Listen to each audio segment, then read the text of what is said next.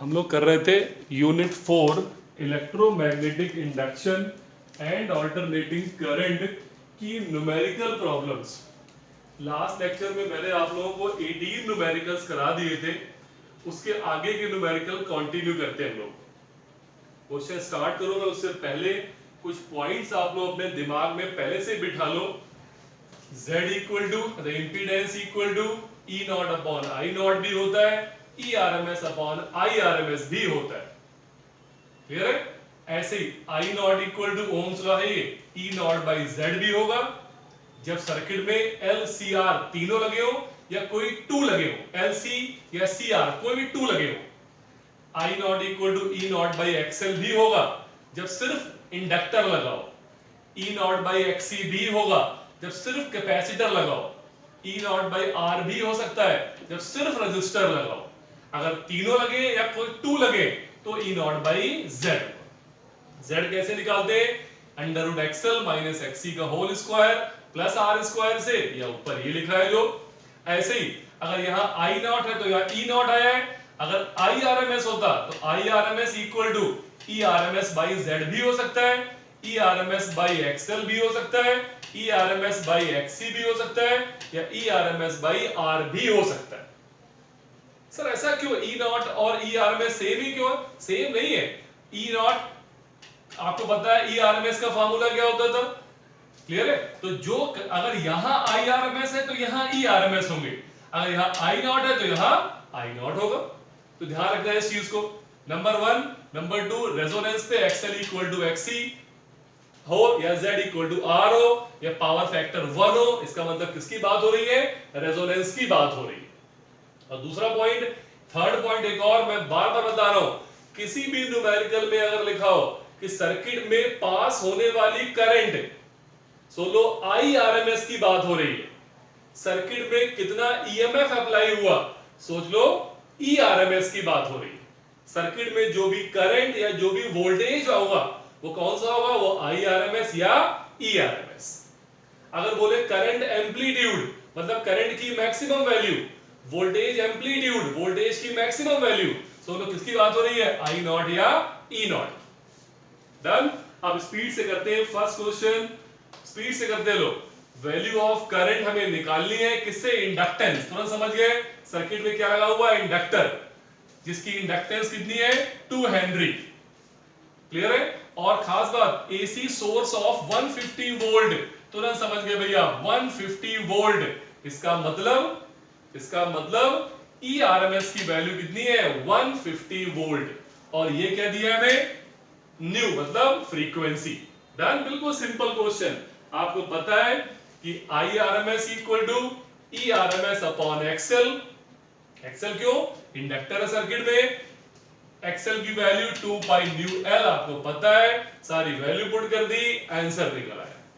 Next question, and inductor, फिर समझ गए इंडक्टर का क्वेश्चन अकेला। Self inductance has inductive reactance कितना दिया है? 88 ओम। रिएक्टेंस तो ये एक्सएल की वैल्यू हो गई। Calculate the self inductance, L निकालना है आपने, न्यू आपको गिवन है, इससे आसान कोई क्वेश्चन ही नहीं हो सकता कभी। XL equal to 2 pi nu L, सारी वैल्यू पुट करी, आंसर निकल आया। पहचानना पड़ेगा आपको हर अल्फाबेट का मीनिंग क्या है। नेक्स्ट क्वेश्चन, 1.5 माइक्रोफैरेड कैपेसिटर, तो सी हो गया 1.5 माइक्रोफैरेड। रिएक्टेंस एक्सी गिवन है 12 ओम। न्यू हमें निकालना है। क्लियर है? तो हमें पता है एक्सी इक्वल टू कितना था? 1 upon omega C, 1 upon 2 pi nu C, और न्यू निकल आएगा, ये आ गया nu. What will be the capacitive reactance कब? जब फ्रीक्वेंसी डबल कर दे, तो क्या दिख रहा है यहां पर? XC is inversely proportional to nu, है कि नहीं? तो न्यू क्या हो रहा है? डबल, तो एक्सी क्या हो जाएगा? हाफ। तो पहले कितना था? 12, अब कितना हो गया? 6। बहुत अच्छे क्वेश्चन है, सॉल्यूशन बाद में देखना, अपने आप करने की कोशिश करना आपने, इसीलिए मैं ऐसे करवा रहा हूं इस बार कि सिर्फ क्वेश्चन आता है पहले, आंसर बाद में आएगा। आप भी ऐसे करना, पहले खुद ट्राई करना, फिर बटन प्रेस करना, फिर आगे आ जाएगा। ये पढ़ो क्या लिखा है? N AC source of 100 volt, तुरंत समझ गए, आरएमएस की वैल्यू है ई आरएमएस, न्यू कितना है 50। अब 200 रजिस्टर, मतलब ये क्या दिया हमें 200 ओम, सॉरी 20 ओम रजिस्टर आर हो गया, और ये क्या इंडक्टर, मतलब सर्किट कौन सा है, एल आर सर्किट है। इस बार सर्किट ना एल ना सी ना आर, बल्कि दो लगे इसमें, कौन कौन से, एक लगा है एल, सॉरी एक लगा है आर और एक लगा है एल। और निकालना क्या है इंपीडेंस, पता है आपको इंपीडेंस का formula Z equal to under root XL minus XC का होल स्क्वायर होता था, यहां तो कैपेसिटर है ही नहीं, तो XL square plus R square, solve किया, ये निकल आई Z की वैल्यू। फिर पूछा RMS current, I RMS equal to E RMS upon Z, सीधे सीधे आंसर निकल आया। क्वेश्चन नंबर नेक्स्ट, 100 वोल्ट मतलब ERMS, ये दिया है nu, connected to series combination of inductance and resistance, circuit कौन सा, फिर से LR सर्किट है। Calculate the magnitude and phase of the current, हमें निकालनी करंट की वैल्यू, तो पहले हम Z निकाल लेते हैं, पहले Z निकाल लें हम, तो पहले Z आ गया ये, क्लियर है। फिर हमें पूछा गया है करंट का मैग्नीट्यूड, तो I इक्वल टू, या I RMS लिख लेना यहां पर, I RMS equal to E RMS upon Z, answer आ गया। फेज पूछा है, फेज निकालने का एक ही मेथड बताया मैंने इंपीडेंस ट्राइंगल से, tan phi equal to XL upon R, XL की वैल्यू ओमेगा L, सॉल्व करके tan phi की वैल्यू निकल आई। Next question, a circuit containing, पढ़ लो क्वेश्चन पहले एक बार, circuit containing 20 ohm resistor and 0.1 microfarad capacitor, तो ना समझ गए भाई, अब तो सर्किट कौन सा है, CR सर्किट है। मैंने हर एक के दो तीन क्वेश्चन कराए आपको, इसीलिए CR सर्किट डन। ये दी है ERMS, मैंने कहा था जो वोल्टेज अप्लाई हो वो कौन सी है, वो है ERMS। Angular frequency omega given है, न्यू नहीं ओमेगा गिवन है। व्हाट इज द इंपीडेंस, बहुत सिंपल क्वेश्चन, बिल्कुल इंपीडेंस आपको निकालना आता है, Z equal to R square plus XC square, XC की value 1 upon omega C, R की वैल्यू 20 दी गई है, ओमेगा की वैल्यू 100 दी गई है, सी दिया है 0.1 इंटू 10 टू द पावर -6, मतलब 10 पावर -7 बन जाएगा। सब कुछ सॉल्व किया, ये आ गया आंसर। कैलकुलेशन थोड़ी टफ होती है क्वेश्चंस में, लेकिन आंसर आ जाते हैं। पहले ये पहचाना करो सर्किट कौन सा है, LR सर्किट है या CR सर्किट है या तीनों वाला सर्किट है। Question number 25, a circuit consist of resistance, फिर वही RC मतलब CR सर्किट फिर से आ गया, ये वही सेम क्वेश्चन करोगे। क्या पूछा है, फाइंड द करंट, मतलब IRMS पूछा गया है, तो IRMS के लिए पहले ERMS गिवन है, तो IRMS equal to ERMS upon Z, तो पहले Z निकालते हैं, Z, पहले आ गया Z, कर लोगे ना, मैंने डायरेक्ट आंसर लिख दिया है, Z आ गया कैसे, XC की वैल्यू पता है ना 1 अपॉन ओमेगा C, ओमेगा कितना है 2 पाई न्यू, न्यू कितना दिया है 50, मैं लिख देता हूं यहां पर, अगर तुम लोग दिमाग ज्यादा लगा दो तो, XC होता है 1 अपॉन ओमेगा C और ओमेगा होता है 1 अपॉन 2 पाई न्यू C, और न्यू कितना दिया है 50, क्लियर है। I Z निकल आया, फिर IRMS equal to ERMS upon Z, clear है, डन, ओके। तो ये हो गया क्वेश्चन नंबर 25। नेक्स्ट क्वेश्चन, मैं थोड़ा स्पीड से करा रहा हूं, आपको हिंट दे रहा हूं मैं। क्वेश्चन नंबर 26, सर्किट पहचानो कौन सा है पहले, इंडक्टर मतलब L, कैपेसिटर मतलब C, रेजिस्टर मतलब R, LCR तीनों लगे इसका मतलब इसमें, और ये क्या गिवन है ERMS, ये क्या गिवन है न्यू।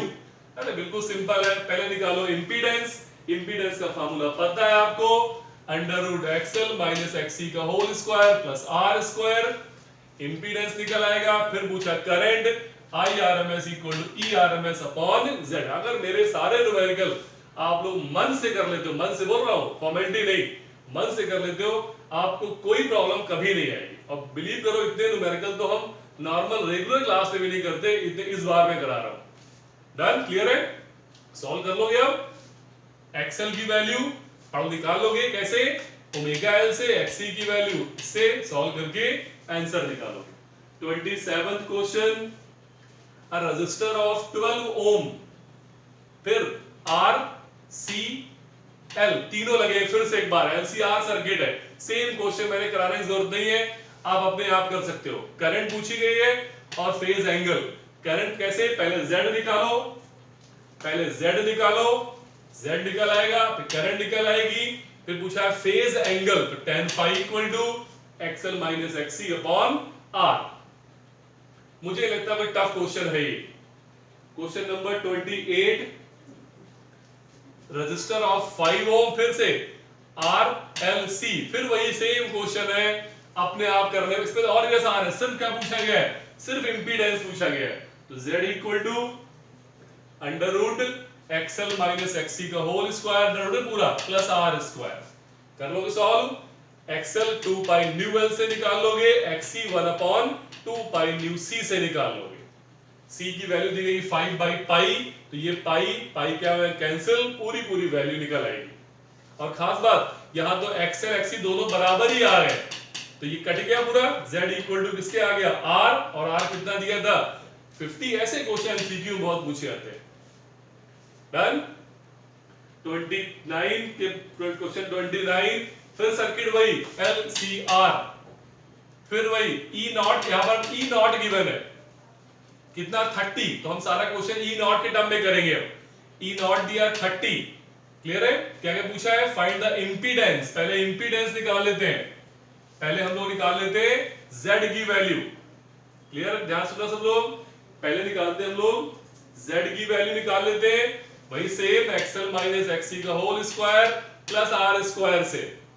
फिर T करंट, जब आपको E नॉट कितना दिया है 30, बहुत अच्छा क्वेश्चन देखो ये, E नॉट कितना है, E नॉट है 30, I नॉट आपने निकालना है, तो फॉर्मूला क्या आएगा, I not equal to E not upon कितना बन जाएगा Z। देखो कॉमन सेंस है, अगर E नॉट के टर्म में कर रहे हो तो E नॉट तो I नॉट आ गया, अगर E RMS गिवन होता तो I RMS के टर्म में निकाल लेते। ये निकल आई किसकी वैल्यू, I नॉट की वैल्यू निकल आई कितनी, E नॉट बाई Z, ये आ गया answer. And resonant frequency, sir आपने सॉल्व तो किया नहीं है, रेजोनेंट फ्रीक्वेंसी कैसे निकालेंगे हमें तो पता नहीं, आपको सब पता है कैसे, nu equal to 1 upon 2 pi under root LC से आप निकालोगे रेजोनेंट फ्रीक्वेंसी की वैल्यू। हिंट लिख लो, क्लियर है, सब लोग चेक करो, अच्छा क्वेश्चन है, सारे बहुत अच्छे क्वेश्चन है। एक बार हिंट लिखो साथ साथ, एक बार सब लोग हिंट लिखते हैं, लोग साथ साथ, इजी क्वेश्चन है, हो जाएंगे जल्दी। डन, क्लियर है।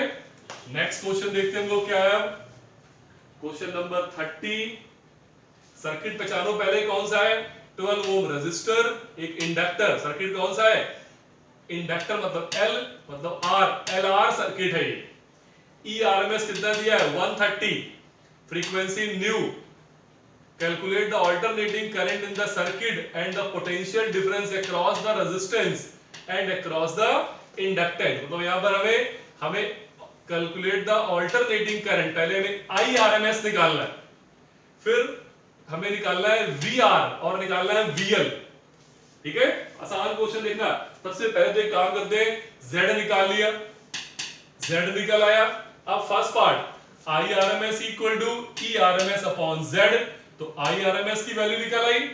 अब पूछा potential difference across the resistance, तो VR कितना होता था I RMS into R। Sir ये कैसे, आपने तो I नॉट इंटू R लिखा है, मैंने कहा था आपसे करंट कोई भी रख सकते हो आप, लेकिन सब कुछ फिर RMS में ही करना है आपने। तो VR कितना आ गया I RMS into R, done, और VL कितना आ गया I RMS into XL।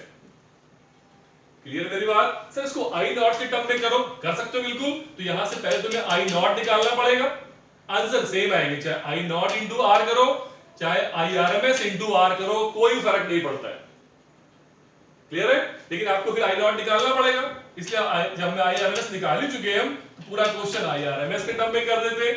Sir ये कौन सा फार्मूला है, अरे ओम्स लॉ है, IR, ये भी क्या है IR, R की जगह पे यहां क्या लिखा मैंने XL, क्यों, इंडक्टर है इसलिए। मैंने कहा था XL वही रोल प्ले करता है जो रजिस्टर करता है, किसमें, रेजिस्टेंस से। Question number next, capacitor, resistor and inductor. फिर से आ गया क्या, फिर से सर्किट कौन सा आ गया हमारा, एलसीआर सर्किट। ये क्या दी गई दाओ, 100 वोल्ट ERMS, ये new. It is found that voltage is in phase with current. कहीं भी तुम्हें ये लाइन लिखी मिल जाए, सुन लो बात किसकी हो रही है, रेजोनेंस की बात हो रही है। किसकी बात हो रही है, रेजोनेंस की बात हो रही है।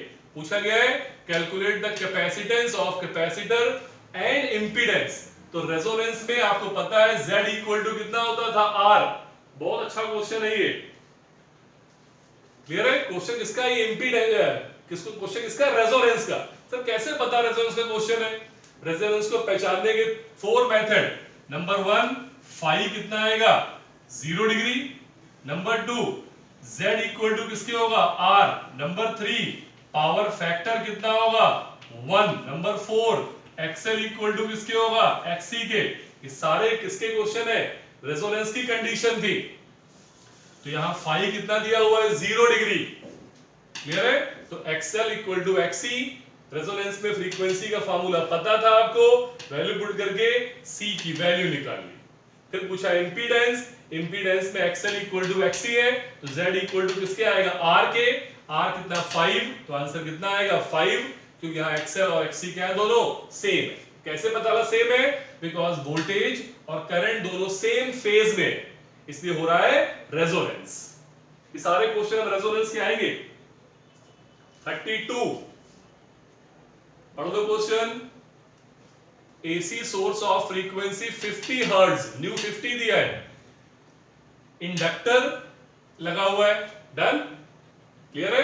Calculate the capacitance so that the bulb maximum brightness, यही वर्ड आ गया फिर से, मैक्सिमम ब्राइटनेस मतलब मैक्सिमम करंट, और करंट मैक्सिमम कब होती है, जब होता है रेजोनेंस। तो इसका मतलब फिर से वही formula, nu equal to 1/2 pi under root LC, done. C की वैल्यू निकाल लोगे। कैसे पता चला सर ये क्वेश्चन रेजोनेंस का है, साफ लिखा हुआ है मैक्सिमम ब्राइटनेस। ब्राइटनेस मैक्सिमम कब होती है, जब सर्किट से पास होने वाली करंट मैक्सिमम हो, और करंट मैक्सिमम कब होती है, जब रेजोनेंस हो, क्लियर है। क्वेश्चन नंबर 32 कर लोगे। नेक्स्ट क्वेश्चन फिर से आ गया, सीरीज LCR सर्किट है, रेजोनेंट फ्रीक्वेंसी, रेजोनेंट फ्रीक्वेंसी का एक ही फार्मूला है, आपको पता है, nu equal to 1/2 pi under root LC। Second part में क्या पूछा है, इंपीडेंस पता है आपको, Z equal to XL minus XC का whole square plus R square.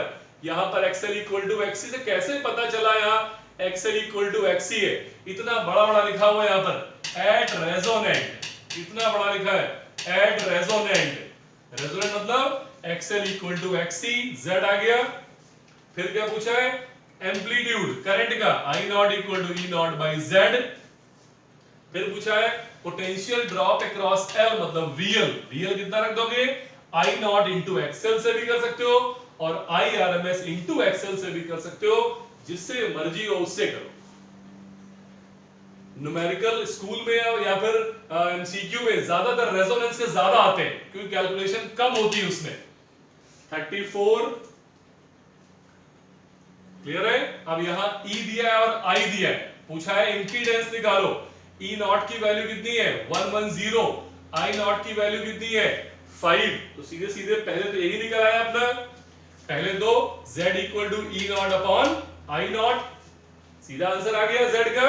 अब पूछा है पावर, पावर का फार्मूला क्या था, E not I not by 2 into cos phi. E not कितना है 110, I नॉट कितना है 5। अब फाई कैसे निकाले, अगर यहां ओमेगा टी है, यहां omega T plus pi by 6, अगर यहां होता सिर्फ ओमेगा टी फिर तो कोई प्रॉब्लम नहीं थी, लेकिन यहां पर omega T plus pi by 6, यहां omega T minus pi by 6, तो दोनों क्या करें, पहले दिस माइनस दिस करके हमने क्या निकाला, पहले फाई की वैल्यू, अब रख दी इसमें वैल्यू पुट कर दी और निकला है हमारा आंसर। क्लियर है, डन। बहुत अच्छे क्वेश्चन है। क्वेश्चन नंबर 35 क्लियर है।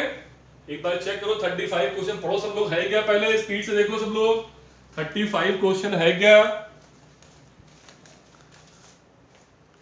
क्वेश्चन नंबर 35, सर्किट कौन सा पहचानो पहले, LCR सर्किट है। पहले निकालिए frequency eight which power factor is maximum unity, मतलब रेजोनेंस का क्वेश्चन आ गया तो न्यू निकाल लोगे। क्लियर है, बहुत आसान क्वेश्चन, देख लो, चेक कर लो एक बार। न्यू निकल आया पहले, फिर current amplitude I not equal to E not by Z. Z यहां किसके बराबर होगा, आर के, बिकॉज हो रहा है रेजोनेंस, और आर कितना दिया हुआ हमें 10, तो ये आ गई वैल्यू किसकी, ई नॉट की वैल्यू। तो दी नहीं क्वेश्चन में, बल्कि हमें गिवन क्या है, ई आर एम एस, तो हमने ई नॉट की वैल्यू पुट की √2 E R M S, solve करके आई नॉट निकाला। क्यू फैक्टर का सीधा फार्मूला 1/r√L/c, सारी वैल्यू गिवन है, पुट करके ये निकल आया आंसर। क्लियर है, जरूर करके देखना एक बार अपने आप। क्वेश्चन नंबर 36, वही सेम क्वेश्चन फिर से आया हुआ है, फिर से पावर फैक्टर इज यूनिटी, मतलब फिर से रेजोनेंस का क्वेश्चन। फिर से क्या पूछा पहले पार्ट में, calculate the inductance of the inductor and current amplitude. तो पहले हमने निकाला L की वैल्यू न्यू के फार्मूले से, न्यू कितना था 50, ये आ गया L। करंट एम्पलीट्यूड मतलब I not equal to E not by Z, सारी वैल्यू पुट करी और आंसर Z की वैल्यू R क्यों रखी आपने, बिकॉज क्या हो रहा है, रेजोनेंस। डन, मैं स्पीड से करा रहा हूं, सारे एक ही ऐसे क्वेश्चन है इसलिए ऐसे। अच्छा ये आ गया 37, मतलब अब आ गया ट्रांसफार्मर का क्वेश्चन। चेक कर लो पहले क्या है, 300 है प्राइमरी टर्न्स, मतलब एनपी की वैल्यू 300, एनएस की वैल्यू 2400, ईपी की वैल्यू 230 और ईएस की वैल्यू पूछी गई है। तो फार्मूला पता है आपको, ES upon EP equal to NS upon NP, सारी वैल्यू पुट करी और ये निकल आया आंसर। क्लियर है, कर लोगे ट्राई अपने आप। क्वेश्चन नंबर 38, सेम उसी पैटर्न पे question, ES upon EP equal to NS upon NP, EP की वैल्यू निकाल ली हमने। क्लियर है, नेक्स्ट क्वेश्चन 39, ये भी सेम है, देख लो क्या लिखा है, ratio of number of turns in the primary and secondary coil 1/200, NP upon NS कितना है 1/200, EP गिवन है। डन, तो ये निकल आया, पहले ES निकल आया, अब ईटा है 1, क्यों, ईटा गिवन नहीं है, इसका मतलब आइडियल ट्रांसफार्मर है। ES IS equal to EP IP, ये वैल्यू आ गई IS की। मैं थोड़ा स्पीड से करा रहा हूं, आप लोग अपने आप जरूर करना है इन क्वेश्चन को, पॉज कर करके समझना है कि क्वेश्चन क्लियर है। ऐसे अब ये क्वेश्चन आ गया हमारा जनरेटर का, पूछा है मैक्सिमम EMF, तो मैक्सिमम का पता है आपको, E not equal to NBA omega, value put करी, आंसर आ गया। एवरेज इंड्यूस्ड EMF आपको पता है, मीन और average value for a complete cycle हमेशा कितनी होती थी, 0। क्लियर है, नेक्स्ट क्वेश्चन सेम यही क्वेश्चन वो भी है, पहले पूछा गया है E मतलब पीक वैल्यू, E नॉट आ गया NBA ओमेगा से, फिर पूछा गया है RMS value, E RMS equal to 0.707 E not, value put करी, ये आ गया आंसर। तो मैंने आपको 41 क्वेश्चन करा दिए इस टॉपिक के। इतने न्यूमेरिकल करा पाना वैसे पॉसिबल नहीं था, आपने, मैंने सबके हिंट आपको दे दिए। आपकी ड्यूटी बनती है हर एक क्वेश्चन को 2-2, 3-3 बार समझ करके अच्छे से कर लो। कोई डाउट हो किसी क्वेश्चन में मुझसे पूछ लो, लेकिन जरूर पॉजिटिवली सारे क्वेश्चन एक बार आप लोग रिवाइज करके जरूर कर लो इन क्वेश्चन को। क्लियर है, ओके, थैंक यू।